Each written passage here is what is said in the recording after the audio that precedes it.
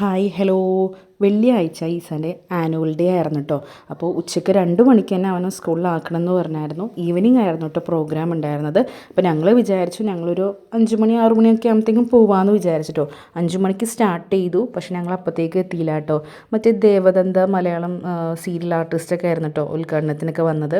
ഞങ്ങളൊരു 6 മണി ആയപ്പോഴത്തേക്ക് എത്തിയിട്ടോ. ഈസാൻ്റെ programme start ചെയ്തിട്ടുണ്ടാവും എന്നുള്ളൊരു പേടിയൊക്കെ ആയിരുന്നു കേട്ടോ. പക്ഷേ സ്റ്റാർട്ടൊന്നും ചെയ്തിട്ടുണ്ടായിരുന്നില്ല. ഞങ്ങൾ എത്തിയപ്പോഴത്തേക്കും കറക്റ്റ് ടൈമിംഗ് ആയിരുന്നു കേട്ടോ. മൂന്നാമതായിരുന്നു കേട്ടോ അവരുടെ പ്രോഗ്രാം ഉണ്ടായിരുന്നത്. നല്ല അടിപൊളിയായിട്ട് കളിച്ചിട്ട് ഈസ. എനിക്കൊരു ടെൻഷൻ ഉണ്ടായിരുന്നു, കാരണം ടീച്ചേഴ്സിനും ഒരു ടെൻഷൻ ഉണ്ടായിരുന്നു. അവൻ മര്യാദക്ക് പെയറിനായിട്ട് നോക്കുന്നുണ്ടായിരുന്നില്ല, അങ്ങനെയൊക്കെ ഒരു കമൻറ്റ്. അതേപോലെ ചിരിക്കണില്ല എന്നൊക്കെ ഉണ്ടായിരുന്നു. പക്ഷേ ചിരിച്ചില്ല, ആൾ ചിരിക്കാൻ ഇച്ചിരി ബുദ്ധിമുട്ടായിരുന്നു. പക്ഷെ അവൻ നല്ലപോലെ കളിച്ചിട്ടോ, മറന്നൊന്നും പോയില്ല. അവൻ്റെ ഫസ്റ്റ് ടൈമിലുള്ളൊരു ഡാൻസിൻ്റെ പ്രോഗ്രാമാണ് കേട്ടോ. അവൻ കൂടുതലും ഫാൻസി ഡ്രസ്സിനൊക്കെയാണ് ചേരാറ്. അപ്പോൾ അതേപോലെ തന്നെ എല്ലാ കുട്ടികളും നല്ല അടിപൊളിയായിരുന്നു കേട്ടോ. പ്രോഗ്രാമും കാര്യങ്ങളും ഒരു ബോറിങ്ങോ കാര്യങ്ങളോ ഒന്നും ഇല്ല കേട്ടോ. അതിനൊരു വലിയൊരു താങ്ക്സ് പറയേണ്ടത് അവരുടെ സ്കൂളിലെ ടീച്ചേഴ്സിൻ്റെ ഹാർഡ് വർക്ക് തന്നെയാണ് കേട്ടോ. അടിപൊളിയായിട്ട് അവർ കോർഡിനേറ്റ് ചെയ്തിട്ടുണ്ട്. ടീച്ചേഴ്സിൻ്റെ ഹാർഡ് വർക്ക് മാത്രമാണ് ഈ ഒരു പ്രോഗ്രാം ഇത്രയും അടിപൊളിയായത് കേട്ടോ. നല്ല രസമുണ്ടായിരുന്നു.